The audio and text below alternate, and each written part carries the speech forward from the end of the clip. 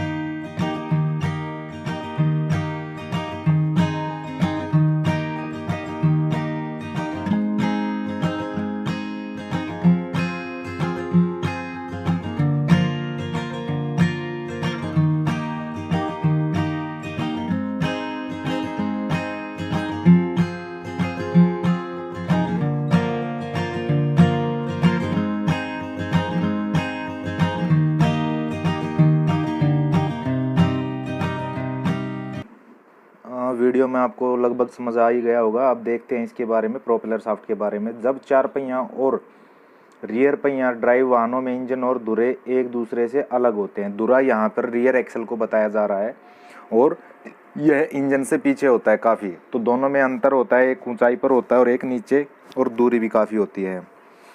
आगे देखेंगे तो प्रोपेलर शाफ्ट को इंजन की शक्ति को रियर ड्राइव धुरों को संचारित करने के लिए प्रयोग किया जाता है। तो भाई इस चीज़ का जो है फ्रंट में जो इंजन लगाया जाता है उससे पावर को भेजने के लिए प्रोपेलर शाफ्ट का इस्तेमाल किया जाता है। यह प्रोपेलर शाफ्ट पिछले रियर व्हील या धुर्रे तक जो है पावर को भेजती है। प्रोपेलर शाफ्ट को गियर बॉक्स और विभेदक के बीच आरूढ़ किया जाता है। तो भाई यहाँ पे एक नंबर का क्वेश्चन बनता है, प्रोपेलर शाफ्ट को कहाँ आरूढ़ लगाया जाता है। आरूढ़ का मतलब होता है लगाया जाना। इंजन और रियर एक्सल के बीच में लगाया जाता है और इस प्रकार के से इंजन की शक्ति ड्राइव पहियों को प्रेषित की जाती है।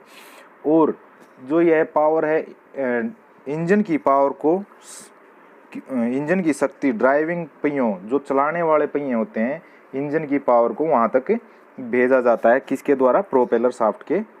और आपके फाइनल एग्जाम्स के अंदर पूछा जा सकता है प्रोपेलर शाफ्ट क्या है, तो आपको यह क्वेश्चन बनाकर लिख लेना और रीड कर लेना है, तभी आप बता पाओगे। अब आगे देखते हैं प्रोपेलर शाफ्ट और सार्विक और सरपण जोड़ों का निरीक्षण, यानी कि प्रोपेलर शाफ्ट का और यूनिवर्सल जॉइंट का और स्लिप जॉइंटों का निरीक्षण करना है, किस प्रकार से उनको चेक किया जाएगा। प्रक्रिया कि भाई किस प्रकार से, उसका स्टेप बाय स्टेप कैसे चेक करेंगे। सबसे पहले देखते हैं प्रोपेलर शाफ्ट के सिरों पर लगे फ्लैंज जो गियर बॉक्स और विभेदक से जुड़े हैं। कि भाई यहाँ पे ये बता रहा है जो प्रोपेलर शाफ्ट होती है उसके फ्लैंज गियर बॉक्स और विभेदक से जुड़े हुए हैं, यानी कि गियर बॉक्स के साथ एक प्लेट के साथ जुड़ा रहता है जिसको हमें खोलना होगा। उनके नटों एवं बोल्टों को निकालें, तो वहाँ पर जो नट और बोल्ट से उसको बांधा गया है उसको हमें क्या करना है, खोल के अलग कर देना है। नेक्स्ट पॉइंट देखेंगे, प्रोपेलर शाफ्ट को खराद मशीन पर आरूढ़ करें और प्रोपेलर शाफ्ट को घुमाएं। तो भाई प्रोपेलर शाफ्ट जो हमने पहले लेथ मशीन पढ़ी थी लेवल 3 के अंदर, तो उस लेथ मशीन के ऊपर उसको बाइंडिंग यानी कि बांध दिया जाएगा और घुमाना स्टार्ट किया जाएगा। फिर देखते हैं आगे क्या करना है। नंबर 3 देखेंगे, प्रोपेलर शाफ्ट के एक छोर पर डायल गेज रखें। तो प्रोपेलर शाफ्ट के एक सिरे पर, छोर का मतलब है एक सिरा, उसके ऊपर हमें क्या करना है, डायल गेज को सेट करके रख देना है। अब देखते हैं नेक्स्ट पॉइंट में, यदि डायल गेज 2 मिलीमीटर यानी कि 2 mm का विचलन दर्शाती है तो यह इंगित करता है कि प्रोपेलर शाफ्ट बंकित है। कि भैया इसके अंदर अगर 2 mm से ज़्यादा डिफ्लेक्शन दिखाता है तो हमें क्या करना है, विचलन का मतलब उसमें प्रदर्शित होता है, हिलता है, तो इंगित करता है, तो वह बताता है, इंगित का मतलब है बताता है कि प्रोपेलर शाफ्ट बंकित है, कि भाई प्रोपेलर शाफ्ट टेढ़ी है। बंकित का मतलब है टेढ़ी है। अब आगे देखते हैं, बंकित प्रोपेलर शाफ्ट चलते समय हमेशा शोर उत्पन्न करती है। तो भाई यहाँ पे इस पॉइंट में बताया गया है कि जो बैंड प्रोपेलर शाफ्ट होगी वो हमेशा चलते टाइम काफ़ी शोर पैदा करेगी। अब आगे देखते हैं, सार्विक जोड़ों को साफ और प्रतिस्थापित करना, कि भाई जो इसके जॉइंट हैं उनको किस प्रकार से साफ और दोबारा से उसको जॉइंट किया जाना, और उनको प्रतिस्थापित का मतलब है दोबारा से कैसे चेंज किया जाना है, लगा देना है। नंबर 1 देखते हैं, यदि सार्विक जोड़ घिसे हैं तो उन्हें साफ करें और इनकी जांच करें। जो यूनिवर्सल जॉइंट के अंदर जो जॉइंट होते हैं उन्हें सार्विक जोड़ कहा गया है। अगर उनको चेक करना है, अगर वो घिस गए हैं तो हमें क्या करना है, उनको बदल देना है, चेंज कर देना है। आगे देखेंगे योक से स्नैप या लॉक रिंग को निकाल लें। सबसे पहले हमें क्या करना है, योक जो वाई टाइप का बना होता है उसके ऊपर लगे हुए स्नैप रिंग लॉक को हमें निकाल देना है नोज प्लायर की सहायता से। अब देखेंगे, सार्विक जोड़ को कुंज आर्बर प्रेस पर रखें और धीरे से दबाएं। तो जो यह ज्वाइंट है सार्विक जिसको हम स्पाइडर भी बोलते हैं, उसको निकालने के लिए हमें किस पर रखना है, आर्बर प्रेस मशीन पर। यह एक प्रकार की मशीन होती है जो प्रेशर से किसी भी चीज़ को दबाती है, तो उस मशीन के ऊपर रखेंगे और धीरे से दबाएंगे। फिर देखते हैं नेक्स्ट पॉइंट, क्रॉस के बेरिंग कप विपरीत छोर से बाहर आ जाएंगे। तो आप देखेंगे कि भाई जो क्रॉस ज्वाइंट है जिसे हम स्पाइडर भी बोलते हैं, जब आर्बर प्रेस मशीन उस पर वजन देगी तो उसके जो बेरिंग हैं, वो कप हैं, वो बाहर की तरफ निकल जाएंगे दूसरी साइड से, तो उसको निकाल लेंगे। आगे देखते हैं, इसी प्रकार क्रॉस को योक से अलग कर देंगे। जो वाई टाइप का योक है भाई, उसको क्रॉस को जो प्लस टाइप का होता है उसको हम उससे अलग कर देंगे, तो वह निकल जाएगा उसके अंदर से, यूनिवर्सल जॉइंट के अंदर से। अब आगे देखेंगे, यूनिवर्सल जॉइंट को खोल लेने के बाद हमें उसके अंदर क्या क्या चेक करना है। नंबर 1 बेयरिंग चेक करेंगे, नंबर 2 क्रॉस चेक करेंगे, नंबर 3 धूल कवर जिसको डस्ट कैप बोलते हैं वो चेक करेंगे, नंबर 4 योक को चेक करेंगे जो वाई टाइप का होता है, नंबर 5 सरपण जोड़ यानी कि स्लिप जॉइंट को, और आंतरिक खांचे स्प्लाइन जो उसके अंदर खांचे कटे होते हैं उसको चेक करेंगे। अब आगे देखेंगे, यदि रीडिंग अनुमेय मान के अनुसार नहीं पाई जाती, यानी कि जो निर्माता ने उसके अंदर दे रखा है कि भाई इतना ही उसकी रीडिंग होनी चाहिए, अगर वह उसके अनुसार नहीं पाई जाती तो सार्विक जोड़ का मतलब है जो प्रोपेलर शाफ्ट को और गियर बॉक्स को जोड़ने का काम करती है, जो प्लेट होती है। फिर आगे देखेंगे, और सरपण जोड़ को बदलें। सरपण जोड़ भी अगर स्लिप जॉइंट, जिसको सरपण जोड़ को हम क्या बोलेंगे, स्लिप जॉइंट, अगर उसमें भी कोई प्रॉब्लम है तो उसको भी हम बदल देंगे। प्रोपेलर शाफ्ट यदि चलते समय शोर उत्पन्न करती है तो उसमें दोष और निकालने के उपाय इस प्रकार से हैं। मतलब कि अगर प्रोपेलर शाफ्ट में अब गाड़ी चल रही है और उसमें आवाज़ आती है बार बार, या उसमें आवाज़ कंटिन्यू चल रही है, तो उसका क्या है दोष, क्या उसमें क्या क्या प्रॉब्लम है और क्या उसका उपाय है, या उसको किस प्रकार से ठीक किया जा सकता है, उसके बारे में देखेंगे। प्रोपेलर शाफ्ट बंकित है, अगर प्रोपेलर शाफ्ट मुड़ी हुई है, टेढ़ी है, तो प्रोपेलर शाफ्ट को सीधा करेंगे या बदल देंगे। अगर प्रोपेलर शाफ्ट मुड़ी हुई है तो अगर वो सीधी हो सकती है तो उसे सीधा कर लेंगे, और नहीं तो उसे बदल देंगे। चरचराने या ची ची की शोर उत्पन्न करती है। सार्विक जोड़ और प्रोपेलर शाफ्ट का स्नेहन करें कि भाई उसमें चरचराने की आवाज़ आती है, चूँ चूँ की आवाज़ आती है, तो उसके अंदर हमें क्या करना है, ल्यूब्रिकेशन कर देना है प्रॉपर यूनिवर्सल जॉइंट में और प्रोपेलर शाफ्ट में।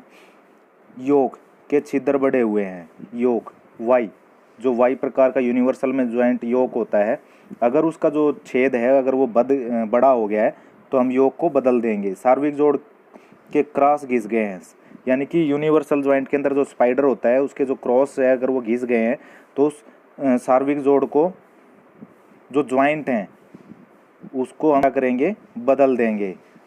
सरपण जोड़ खांचों स्प्लाइंस में अधिक चाल है कि भाई जो स्लिप जॉइंट है अगर उसमें प्ले ज़्यादा हो जाता है, वो ज़्यादा हिलता है उसके अंदर, तो स्लिप जॉइंट को भी हम क्या करेंगे, बदल देंगे। फिर है केंद्र बेरिंग और रबड़ कुशनिंग घिस गए हैं कि भाई उसके सेंटर का जो बेरिंग होता है और कुशन जो गद्दे का काम करते हैं, रबड़ कुशनिंग वगैरह है, अगर वो घिस गया तो हम क्या करेंगे, उसको भी बदल देंगे। उसके बाद नेक्स्ट देखेंगे ड्राइव शाफ्ट। ड्राइव शाफ्ट एक ठोस वर्ताकार शाफ्ट है जो आमतौर पर इस्पात से बनी होती है और वाहन के इंजन से गियर और फिर पहियों को शक्ति संचारित करती है। कि भाई यहाँ पे बताया जा रहा है कि जो ड्राइव शाफ्ट है, ड्राइव शाफ्ट अब जो फ्रंट एक्सल भी दो प्रकार के होते हैं, एक लाइव और एक डेड है। तो लाइव एक्सल के अंदर ही इस्तेमाल किया जाता है ड्राइव शाफ्ट का। यह किस प्रकार की होती है, एक गोल और ठोस होती है जो आमतौर पर इस्पात से बनी होती है, मतलब कि यह स्टील से बनी होती है भाई, और वाहन के इंजन से गियर और फिर पहियों तक शक्ति संचारित करती है। वाहन के इंजन से गियर कि भैया वाहन के जो इंजन है वहाँ से पावर को लेकर आगे मतलब कि गियर बॉक्स से लेकर पहियों तक पावर को भेजती है। जिस प्रकार से प्रोपेलर शाफ्ट भेजती है उसी प्रकार से ड्राइव शाफ्ट भी पावर को गियर बॉक्स से व्हील तक भेजती है। ड्राइव शाफ्ट की सर्विसिंग, अब इसकी सर्विसिंग करने का तरीका देखेंगे। ड्राइव शाफ्ट की सर्विसिंग, कई बार क्वेश्चन आता है कि ड्राइव शाफ्ट की सर्विसिंग के बारे में बताएं। इंजन कवर को निकालें। सबसे पहले हमें क्या करना है, इंजन का जो कवर है उसको हटा देना है। नंबर 2, उचित औजार स्पेनरों का प्रयोग करें और ड्राइव शाफ्ट के नटों और वाशरों को निकालें। कि भाई हमें सूटेबल जो स्पेनर है, रिंग स्पेनर हो गया या कोई भी जो आपका टूल है, अगर जो सूटेबल है, जो उस पर लगता हो, उसी का इस्तेमाल करें और उसके नट और बोल्टों को खोल दें। नंबर 3, इंजन और गियर बॉक्स से संचारण तेल को ड्रेन करें या निकालें। इंजन और गियर बॉक्स से संचारण तेल को, जो भाई इंजन के अंदर और गियर बॉक्स के अंदर जो लुब्रिकेशन ऑयल है उसको ड्रेन प्लग के जरिए बाहर निकाल देना है। ठीक है, आगे देखेंगे नेक्स्ट 4, बड़े स्क्रू ड्राइवर का प्रयोग करें। ड्राइव शाफ्ट के जोड़ों को बाहर निकालें ताकि जोड़ को स्नैप फिटिंग से मुक्त किया जा सके। कि भाई जो एक स्नैप रिंग लगा रहता है उसको निकालने के लिए, ड्राइव शाफ्ट को निकालने के लिए बड़े पेंचकस की ज़रूरत होती है और वो पेंचकस उसके अंदर लगा के अंदर की तरफ और उसको निकाला जाता है। किसको, स्नैप फिटिंग को, जो उसके अंदर स्नैप रिंग लगा होता है उससे मुक्त किया जाता है, उससे हटाया जाता है लॉक से। नंबर 5, स्टेबलाइजर बार जोड़ को झूलन प्रणाली भुजा से डिस्कनेक्ट करें। स्टेबलाइजर बार, यह भी जो स्टेबलाइजर बार है यह स्टेयरिंग को कंट्रोल करने के काम आती है।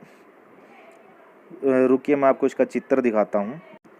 अब इस चित्र में देखिए जो रेड कलर की है ये आपकी जो बार है जो मैंने बताया वही है। ठीक है, इस चीज़ का ध्यान रखना। अब आगे देखेंगे, और इस स्टेबलाइजर बार को जो है झूलन प्रणाली क्या होता है, झूलन प्रणाली का मतलब होता है सस्पेंशन सिस्टम से अलग कर देंगे। अब देखेंगे स्टेयरिंग नक्कल से काटर पिन और नट को निकालेंगे। यहाँ पर आप देख रहे हैं स्टेयरिंग नक्कल, आप देख सकते हैं नीचे लिखा हुआ है। तो इसको जो है हमें क्या करना है, अलग कर देना है, निकाल देना है इसमें से। अब आगे देखेंगे, अब इसमें से स्टेयरिंग नक्कल के जो काटर पिन और नट है उसको निकाल देंगे। अब टाई रोड को भी इसमें से निकाल कर अलग कर देंगे। अभी जो है आगे, अब आगे क्या करना है, एक प्लास्टिक हैमर को लेंगे, हथौड़े को लेंगे, उसके ड्राइव शाफ्ट के जोड़ को बाहर निकाल लें ताकि केंद्र शाफ्ट स्प्लाइन जोड़ों के स्नैप रिंग फिटिंग को मुक्त किया जा सके। नंबर 10 देखेंगे, ड्राइव शाफ्ट के बूट को नुकसान से बचाने के लिए कपड़े से ढकें। जो इसके ऊपर रबड़ बूट लगा होता है, अभी देखा था आपने, जो वीडियो के अंदर देखा होगा, रबड़ बूट जो इसके अंदर है उसको हमें क्या करना है, हटा देना या कपड़े के उससे ढक देना ताकि उसको कट वट ना लग जाए। अगर वह कट गया तो वहाँ से क्या होगा, उसके अंदर डस्ट चली जाएगी। अब आगे देखें, ड्राइव शाफ्ट समूच को हटाने के लिए केंद्र शाफ्ट से भीतरी जोड़ को खींचे, स्टेयरिंग नक्कल से पहिए पक्ष को निकालें। तो ऐसे करके हमें क्या करना है, उसको जो है ना निकाल लेना है स्टेयरिंग नक्कल से। अब देखें, केंद्रीय बेरिंग धारक बोल्ट को ढीला करें। जो उसका सेंटर का बोल्ट है उसको लूज कर देना है। विभेदक के साइड गियर से केंद्र शाफ्ट को हटा दें। तो उसका जो गियर है वहाँ से हमें क्या करना है, इस शाफ्ट को हटा देना है। विभेदक की ओर से बूट क्लैंप को निकालें। जो डिफरेंशियल होता है उसकी तरफ से हमें क्या करना है, क्लैंप जो एक लगी होती है इसके ऊपर नट को लूज करके उस क्लैंप को हटा देना है। बूट को शाफ्ट के केंद्र की ओर सर्पित करें और बाहर रेस से स्नैप रिंग को हटा दें। तो भाई हमें क्या करना है, स्नैप रिंग को हटा के उसको बूट को पीछे की तरफ धकेल देना है और ताकि वह पीछे हट जाए।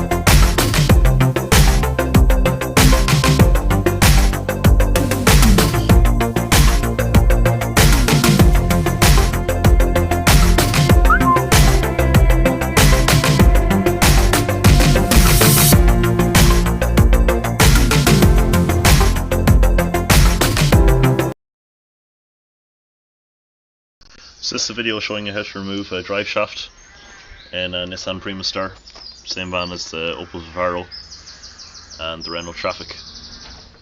So the first step to do is loosen the drive shaft nut. You should do this with a breaker bar when the van is on the ground, the wheel is touching the ground, as it's probably the tightest nut to loosen. Then we take off the wheel.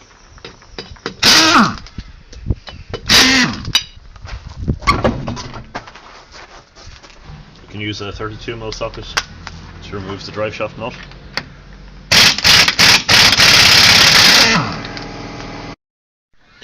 With the steering fully locked outwards, we're going to remove the outer tie rod, and also the ball joint. On this ball joint, it's actually easier to loosen the 3 nuts and bolts that hold it on compared to the large nut, because there's more access. And then we can pop the drive shaft out.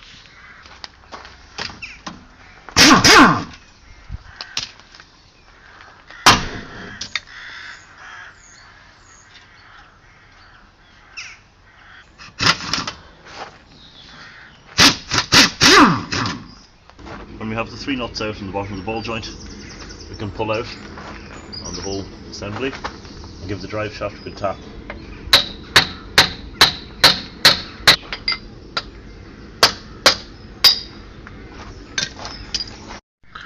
The next thing to do is to drain the gearbox oil. It's the sump plug right here on the bottom of the gearbox. To remove the drive shaft from the gearbox, just 3 13mm bolts, which you can get out with a long extension.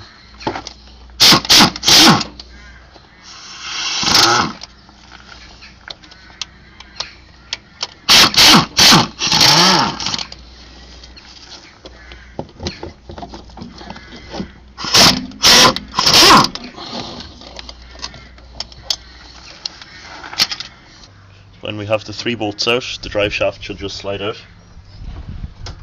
Very easy. Then we can put it side by side with the new one just to make sure it's the exact same length and everything mounts up the same way. This one's correct. So it's pretty much the reverse operation to put it back in. Everything should be simple, and we'll top up the gearbox oil again. Thanks, bye. Drive shaft का निरीक्षण, boot को टूटने या खराबी के लिए जांच करें और बूट को बदलें। जो रबड़ का बूट है अगर वह टूट गया है और ख़राब हो गया तो उसको बदल देंगे। टूटे सर्क्लिप, स्नैपिंग और रबड़ बूट को बैंड टूटने या विकृत के लिए, अगर वह ख़राब हो गया, टूट गया और उसके ऊपर जो लगाई जाने वाली सर्क्लिप है अगर वो भी ख़राब हो गई है तो हम उसे भी क्या करेंगे, बदल देंगे। जांच के लिए बाहरी बोर्ड जोड़ में कोई चाल नहीं होनी चाहिए। जो इसका बाहर का जो जॉइंट होता है उसके अंदर कोई भी प्ले नहीं होना चाहिए। जांच करें और भीतरी जोड़ को देखें, हमें चेक करना है और अंदर का जो जॉइंट है उसको चेक करना है कि वह प्रणोत दिशा में सुचारू रूप से सर्पित स्लाइड करता है कि नहीं करता है। जो उस साइड का, अंदर की साइड का जो स्लिप जॉइंट है वो चेक करना है कि पूर्ण रूप से स्लाइड कर रहा है या नहीं कर रहा, फिसल के अंदर जा रहा है या नहीं जा रहा। भीतरी बॉर्डर जोड़ की त्रिज्या दिशा में चाल की जांच करें, इसमें कोई चाल प्ले नहीं होना चाहिए। भीतरी बॉर्डर जोड़ की जो अंदर का जो जॉइंट है उसको भी देखना है कि उसके अंदर भी कोई प्ले नहीं होनी चाहिए। आगे देखेंगे ड्राइव शाफ्ट का समायोजन, के भाई उसको दोबारा से कैसे एडजस्ट किया जाए, कि कैसे उसको जोड़ा जाए। बूट को कपड़े से साफ़ करके बूट को डीजल केरोसिन से न धोएं। बूट जो रबड़ बूट होता है उसको खाली साफ़ करना है, वो भी साफ़ कपड़े से, उसको डीजल वगैरह से नहीं धोना है। ड्राइव शाफ्ट पर बूट को फिक्स करें। छोटे व्यास की साइड शाफ्ट के खांचे में फिट बैठती है, कि भाई जो ड्राइव शाफ्ट पर बूट को फिक्स करें। जो बूट है, रबड़ का बूट है, वो ड्राइव शाफ्ट जो चलने वाली शाफ्ट है उसके ऊपर फिट कर देना है। अब थर्ड पॉइंट में जो सर्क्लिप है उसको नोज प्लार की सहायता से उसके ऊपर चढ़ाकर उसको सही से टाइट कर दें। केज की पूरी सतह पर सीवी जोड़ ग्रीज लगाएं और जो है उसके अंदर जो है ना ग्रीस लगा देना है हमने। जो उसका जॉइंट है सीवी का मतलब है जिसको हम कांस्टेंट वेलोसिटी जॉइंट बोलते हैं, उसके अंदर हमें क्या करना है, ग्रीज लगा देना है। बाहरी रेस में केज को डालें और बाहरी रेस के खांचे में स्नैप रिंग को फिट करें। नंबर 6, बूट को फिट करने के बाद इसमें स्क्रू ड्राइवर डालें और बूट के वायुमंडलीय हवा को प्रेशर को जाने दें ताकि दबा हुआ बूट अपनी जगह पर सेट हो जाए।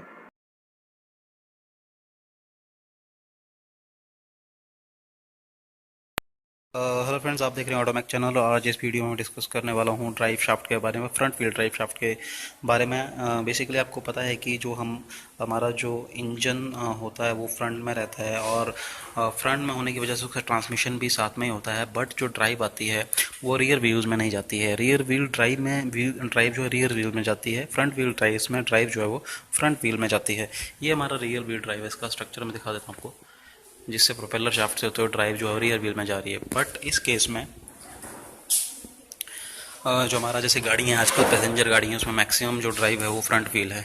तो डायरेक्ट जो ट्रांसमिशन से जो ये ड्राइव शाफ्ट दी जाती है, यहाँ पे दो ड्राइव शाफ्ट लगाई जाती हैं ट्रांसमिशन सिस्टम में, जो पावर को लेकर लेफ्ट और राइट व्हील्स में जाती हैं। ओके, तो ये ड्राइव शाफ्ट मैं आपको बता दूं, यहाँ पे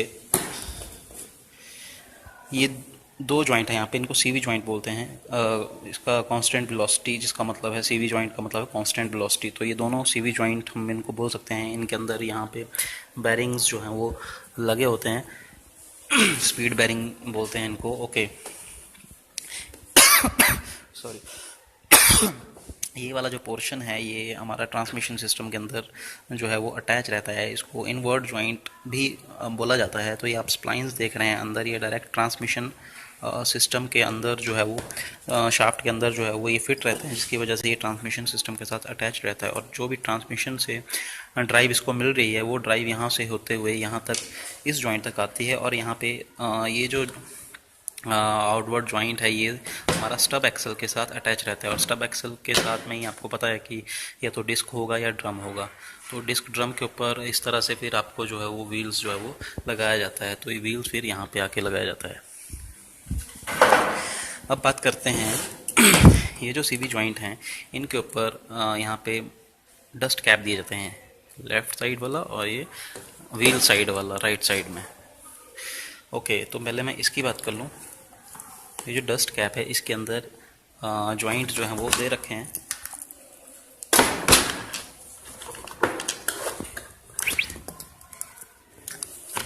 क्लियरली दिख नहीं पाएगा आपको इस तरह से। तो ये जो फिर मूवमेंट रहती है वो इसकी एंगुलर मूवमेंट रहती है इस तरह से। एंगल में जो है वो ड्राइव को आगे पास करता है व्हील की तरफ को, जिसकी वजह से शाफ्ट पे जो है वो लोड जो है वो नहीं पड़ता है और शाफ्ट ब्रेक नहीं होती है। इसका एक और काम है कि जो ड्राइव आ रही है उसको एक तो एंगुलर मूवमेंट देना ड्राइव के साथ साथ, दूसरा लेंथ को एडजस्ट करना। तो लेंथ को कैसे एडजस्ट करना है मैं आपको बता। तो ये जो लेंथ एडजस्ट होती है, कि मैंने जैसे पहले बताया कि एक तो ये एंगुलर मूवमेंट देता है ड्राइव के साथ साथ, जो ट्रांसमिशन से ड्राइव चलती है इस तरफ को। दूसरा ये आप देखोगे ये लेंथ को भी एडजस्ट करता है, कि जैसे व्हील्स हमारे पॉट होल्स में जाते हैं या रफ एरियाज में जाते हैं तो भी क्या होता है, जैसे प्रोपेलर शाफ्ट की लेंथ भी फ्लक्चुएट करते हैं, उसके लिए स्लिप जॉइंट दे रखा होता है, वैसे ही ड्राइव शाफ्ट में भी इस तरह से जो है लेंथ एडजस्टिंग जॉइंट जो है वो सिस्टम दे रखा होता है।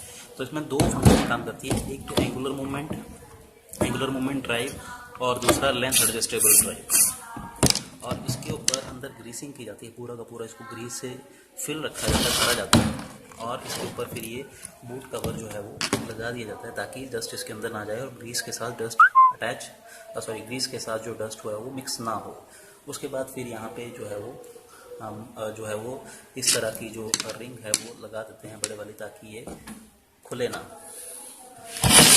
दूसरी तरफ मैं बात करता हूँ, यहाँ पे व्हील अटैच होता है, यहाँ पे व्हील अटैच यहाँ पे होता है।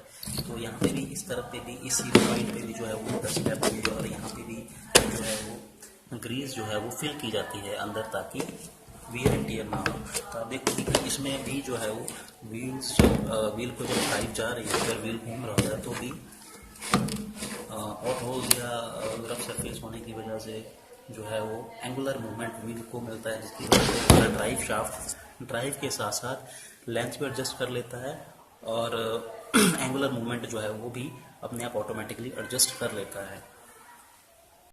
था इस वीडियो में कि कैसे ड्राइव शाफ्ट जो है वो काम करती है, एंगुलर मूवमेंट और किस तरह से जो है वो लेंथ एडजस्ट कर लेती है, और हमारे व्हील्स तक ट्रांसमिशन यहाँ से ड्राइव होते हुए कैसे जो है वो हमारे फ्रंट व्हील्स तक जो हमारा लेफ़्ट और राइट दोनों तरफ जाता है। मैंने पहले ही कहा है कि ये शाफ्ट दो होती हैं, यहाँ पे ट्रांसमिशन होता है तो इधर को लेफ़्ट साइड वाली एक ड्राइव शाफ्ट होगी और इससे दूसरी तरफ जो है वो दूसरी ड्राइव शाफ्ट होगी। तो ये बहुत सिंपल सा मैकेनिज़्म है समझने के लिए, और किस तरह से ये सिस्टम काम करता है, ग्रीसिंग कैसे की जाती है। अब बात करता हूँ डिफेक्ट्स का। कभी भी आपको अगर गाड़ी में कुछ नॉकिंग की आवाज़ आती है, टक टक टक टक टक, आपको लगता है कि हमारे जो फ्रंट व्हील्स हैं उनमें कुछ नॉकिंग की आवाज़ आ रही है टक टक टक टक करके, या फिर कुछ और चैटरिंग नॉइज़ आ रही है, या कुछ और प्रकार की जो भी नॉइज़ आ रही है, तो मेक श्योर कि आपकी ग्रीसिंग यहाँ पे या तो कम हो गई है, या ये जो अंदर जो सीवी जॉइंट का जो ये बैरिंग है ये कहीं ना कहीं वियर आउट हो गया है। तो ये चीज़ फिर बाद में रिप्लेस की जाती है। तो मेन जो फॉल्ट जो आता है वो यही फॉल्ट आता है, क्योंकि हमारी ग्रीसिंग कम हो जाती है, डस्ट कैप हमारी ख़राब हो जाती है, जिसकी वजह से डस्ट जो है वो अंदर जमा होती रहती है, जिसकी वजह से वियर एंड टियर बढ़ जाती है। और जब वियर एंड टियर बढ़ जाती है तो वो चैटरिंग नॉइस या टक टक टक टक की आवाज़ जो है वो इस तरह से आना शुरू हो जाती है। तो कभी भी ऐसी प्रॉब्लम आए तो आप जो अपना सीवीज जॉइंट जो है वो चेक करवा लीजिए। तो ये था वीडियो आज के लिए, एक छोटा सा वीडियो टेक्निकल